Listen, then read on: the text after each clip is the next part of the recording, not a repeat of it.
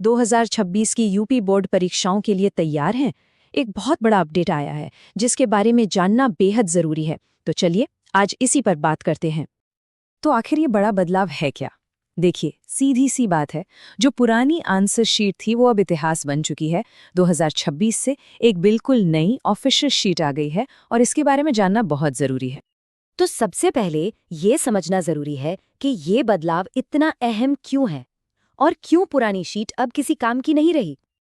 अब ये देखिए, यहाँ पुरानी और नई शीट में सीधा सीधा फर्क साफ दिख रहा है। बाईं तरफ जो पुरानी शीट है वो अब पूरी तरह से रिजेक्ट हो चुकी है। अब से दाईं तरफ वाली नई ऑफिशियल शीट ही इस्तेमाल होगी। आप खुद देखिए, इसका लेआउट कितना साफ और सिंपल है। डिटेल्स भरने की जगह अलग और मार्क्स के लिए अलग, मतलब कोई कंफ्यूजन की गुंजाइश ही नहीं है। तो इसका सीधा सा मतलब ये है कि अगर किसी ने भी पुराने फॉर्मेट पर प्रैक्टिस की है ना, तो उसे अब तुरंत छोड़ना होगा और नई शीट के हिसाब से तैयारी करनी होगी, वरना एग्जाम वाले दिन बहुत कंफ्यूजन हो सकता है। अच्छा, अब जब ये समझ आ गया है कि बदलाव क्या है, तो चलिए सबसे ज़रूरी हिस्से पर आते हैं कि इस नई आंसर शीट को सही सही भरना कैसे है। ये स्टेप बाय स्टेप गाइड है जो सारी मुश्किलें आसान कर देगी।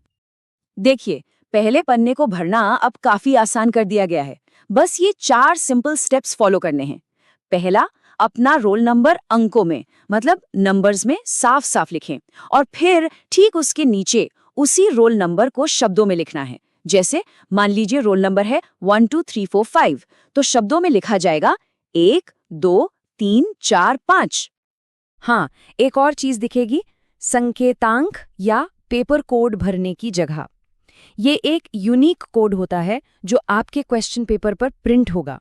इसको बहुत बहुत ध्यान से कॉपी करना है, क्योंकि इसी से आपकी कॉपी की सही पहचान होगी।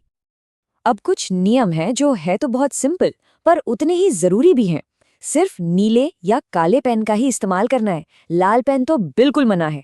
और हाँ, जवाब लिखना शुरू करने से पहले एक बार हर डिटेल को डबल चेक जरूर कर लें। एक छोटी सी भी गलती, पता है ना, भारी पड़ सकती है। अब ये बहुत जरूरी बात है, ध्यान से सुनिए। पहले पन्ने का जो निचला हिस्सा है और पूरा का पूरा दूसरा पेज, वो सिर्फ और सिर्फ एग्जामिनर के लिए है। उस जगह पर भूलकर भी कुछ नहीं लिखना है, वो उनकी मार्किंग के लिए रिजर्व्ड है। तो चलिए, नियम कानून तो समझ लिए, अब आते हैं स्ट्रैटेजी पर। मतलब ऐसा क्या करें कि स्कोर को और बढ़ाया जा सके, अपने जवाबों को बेस्ट तरीके से प्रेजेंट करके। जरा सोच कर देखिए, एग्जामिनर को रोज हजारों कॉपियां चेक करनी होती हैं। ऐसे में अगर कोई कॉपी साफ सुथरी और पढ़ने में आसान हो तो उनका काम कितना आसान हो जाता है ना? और इसका फायदा यकीनन मार्क्स पर भी दिखता है। अब मन में ये सवाल आ सकता है कि भाई सेक्शन नंबर लिखना इतना जरूरी क्यों है?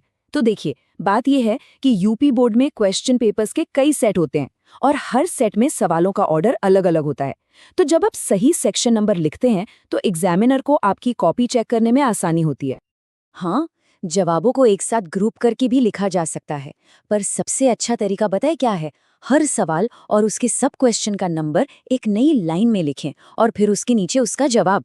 इससे न सिर्फ कॉपी साफ सुथरी दिखती है, बल्कि मार्किंग में गलती होने के चांस भी एकदम कम हो जाते हैं। और हाँ, एक और जरूरी बात, अगर लिखते लिखते जगह कम पड़ जाए और आप एक एक्स्ट्रा शीट मतलब बी कॉपी लेते हैं, तो अपनी मेन आंसर शीट पर अ प्लस ब लिखना बिल्कुल मत भूलिएगा। इससे एग्जामिनर को पता रहेगा कि आपकी एक और कॉपी भी है चेक करने के लिए। तो देखिए, सार यही है कि अच्छी प्रेजेंटेशन का मतलब सिर्फ साफ सफाई नहीं है, ये असल में ज्यादा मार्क्स लाने की एक बहुत मजबूत स्ट्रैटेजी है। तो हमने ये तो समझ लिया कि कैसे करना है, अब क्या करना है ये तो आपकी मेहनत पर है। आने वाले एग्जाम्स के लिए बहुत बहुत शुभकामनाएं। इस विश्लेषण को देखने के लिए शुक्रिया।